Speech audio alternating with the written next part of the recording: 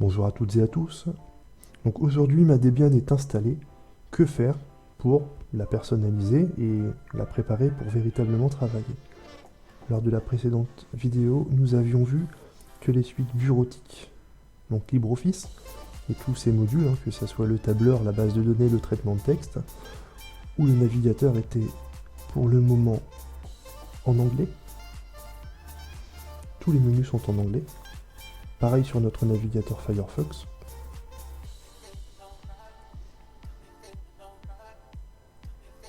Qui se trouve également en anglais. Donc ce que nous allons faire dans un premier temps, c'est installer des paquets. Donc nous tapons paquet dans la barre de recherche. Le gestionnaire de paquets synaptique. C'est le gestionnaire qui va nous permettre de télécharger des paquets dans le système. C'est un petit peu l'équivalent de la Logitech que nous avons vu hier, sauf que là vous avez vraiment accès à tous les paquets, également ceux du système et pas uniquement les applications. Donc le gestionnaire, le logiciel de votre ordinateur sont organisés sous forme de paquets. Le gestionnaire de paquets vous permet d'installer, de mettre à jour ou de supprimer les logiciels. Donc ça, nous pouvons le fermer. Voilà comment ça se présente. Donc là, vous avez des paquets.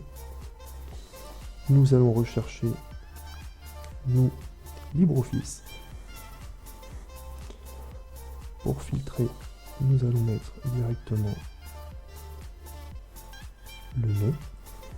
Ça va éviter que tous les mots LibreOffice dans la description soient sélectionnés. Et nous pouvons faire rechercher. Et là, nous recherchons LibreOffice L10N, qui sont les paquets de langue, et donc en langue FR. LibreOffice L10N FR, que nous trouvons juste ici. Quand nous allons cocher, un menu va s'ouvrir. Il suffit de faire sélectionner pour l'installation. Nous allons lancer une deuxième recherche qui va s'intituler Firefox ESR, toujours dans la catégorie nom, rechercher. Et nous cherchons Firefox ESR L10N, toujours le fichier langue, en langue FR. Nous cochons sélectionner pour installation. Il y a des dépendances à installer, ce qui signifie que le paquet Firefox ESR L10N en langue français ne peut pas fonctionner si les deux paquets que vous avez ici ne sont pas installés sur votre système. Donc il nous informe que lorsque nous allons installer Firefox ESR en français, le système va installer de lui-même unspell.fr classical. Donc ajouter à la sélection. Et nous pouvons appliquer ici les modifications. Ça va être très rapide. Nous avons 7 mégas à télécharger. Une fois les 4 paquets installés, donc les 2 paquets sélectionnés et les 2 paquets qui se sont mis automatiquement, le tout prendra 1,7 mégas supplémentaires sur notre système. Nous appliquons les changements.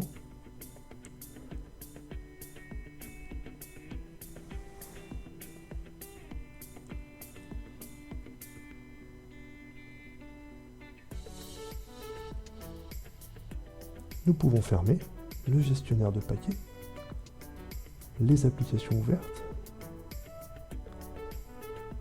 et maintenant, sans aucune autre manipulation de votre part, si nous ouvrons la suite bureautique, est en français. Également les autres, LibreOffice Calc, le tableur, LibreOffice Draw, pour manipuler plutôt des formats images, éditer des PDF, des choses comme ça. Tout est passé en français. Et également notre navigateur, ici.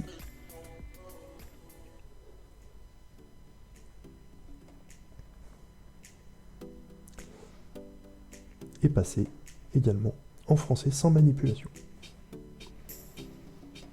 Ensuite, nous pouvons personnaliser notre système avec le centre de contrôle. Le centre de contrôle, c'est l'icône que vous avez juste ici.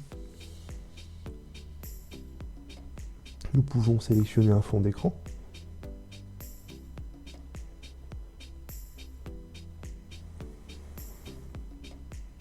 Nous pouvons revenir en arrière, modifier les thèmes également. Le thème, c'est la présentation des menus. Le thème de bureau, c'est le cinnamon, c'est celui de base. Nous pouvons passer sur le thème black maté, qui va être modifié, une barre transparente, un menu transparent, le menu blue submarine, une barre complètement transparente, un menu opaque.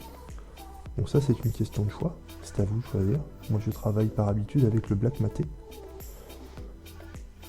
Et je change, moi personnellement, ça c'est une question de goût, également les bordures de fenêtres. Les boutons que vous avez ici sont assez petits pour moi je trouve, et je préfère utiliser des boutons un peu plus traditionnels, fermer, agrandir ou rétrécir, réduire. Ensuite, nous pouvons personnaliser notre menu ou nos logiciels. Donc, nous allons commencer par les logiciels. Donc, dans la barre de menu, je tape LOG. Par habitude, moi je ne cherche pas dans les catégories, je tape les premiers mots. Je trouve ça beaucoup plus rapide. Nous allons ouvrir le gestionnaire de logiciels. Nous allons aller dans Installer, si nous avons des applications d'installer qui ne nous servent pas. C'est le cas pour moi, l'application Cheese, qui permet de faire des photos ou des vidéos grâce à sa webcam et des effets graphiques rigolos. Moi personnellement, je n'en ai pas l'intérêt, je peux la supprimer. Je tape mon mot de passe super administrateur. Et l'application va être désinstallée.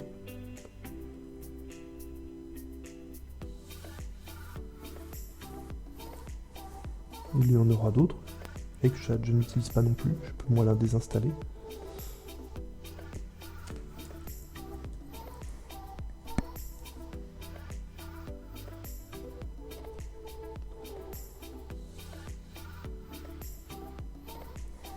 Après, libre à vous de faire votre choix, désinstaller les jeux, les utilitaires en fonction de vos affinités et vos besoins sur cette application, sur ce système plutôt. Ensuite, dans la catégorie Explorer, ce que nous allons pouvoir installer, c'est des logiciels qui pour moi sont plutôt utiles. La première chose, je pense, qui est utile lorsqu'on débute, c'est d'avoir une sauvegarde du système. Pour ceci, je vous conseille l'application qui s'appelle TimeShift.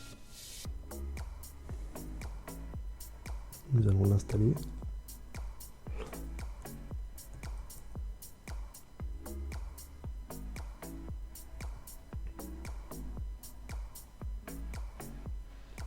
Cette application fera l'objet d'une future vidéo.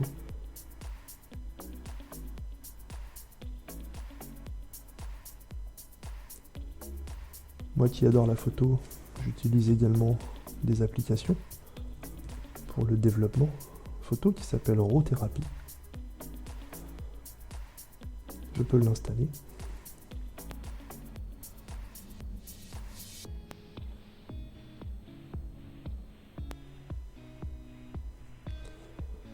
Libre à vous maintenant d'aller explorer les catégories audio, vidéo, jeux, outils de développement, etc.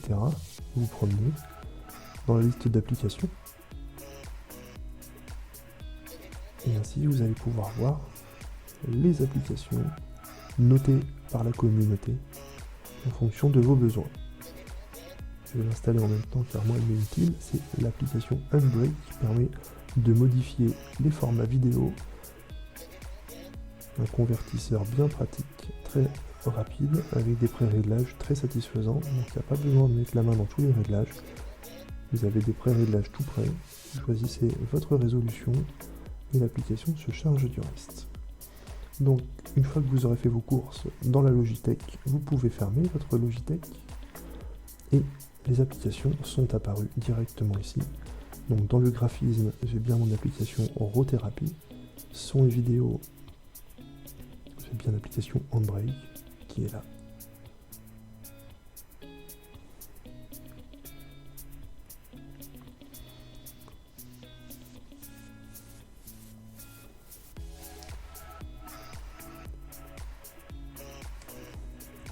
Dans la Logitech également, nous allons reprendre une application antivirus. Certains vous diront que les antivirus ne sont pas nécessaires sur Linux. Je n'en suis pas tout à fait d'accord. De plus en plus de choses fonctionnent sur Linux. De plus, vous pouvez très bien avoir un virus Windows sur votre ordinateur qui ne vous fait rien, mais par contre, vous pourrez également renvoyer par clé USB à un autre utilisateur. Donc, je vous conseille tout de même d'installer ClamTK, qui est un antivirus avec interface graphique. Là, c'est l'interface graphique de l'antivirus qui se nomme ClamAV, qui vous permettra de scanner des clés USB, des dossiers, etc.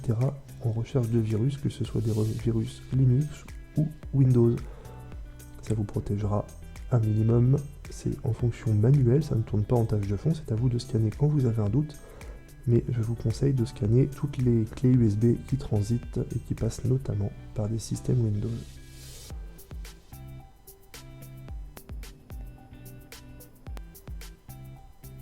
Je peux lancer l'application directement depuis la Logitech une fois qu'elle est installée. Et là, vous aurez des paramètres. Planificateur qui vous permet de planifier des heures de scan de votre ordinateur si vous le voulez.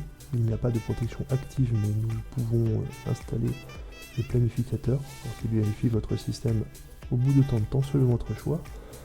Analyser un fichier, analyser un répertoire.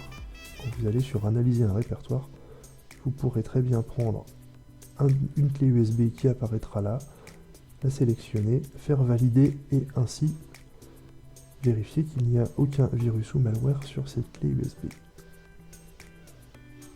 Voilà donc pour le début de tout ceci. Maintenant je vous laisse découvrir un petit peu et la prochaine vidéo sera sur TimeShift, comment organiser des instantanés de restauration, des sauvegardes de votre système et comment revenir en arrière si vous faites une erreur. Si vous débutez sur Linux, vous n'êtes pas à l'abri d'une erreur. Une sauvegarde de votre système avec possibilité de restaurer et revenir en arrière sera toujours une sacrée sécurité pour vous. Merci beaucoup et à bientôt.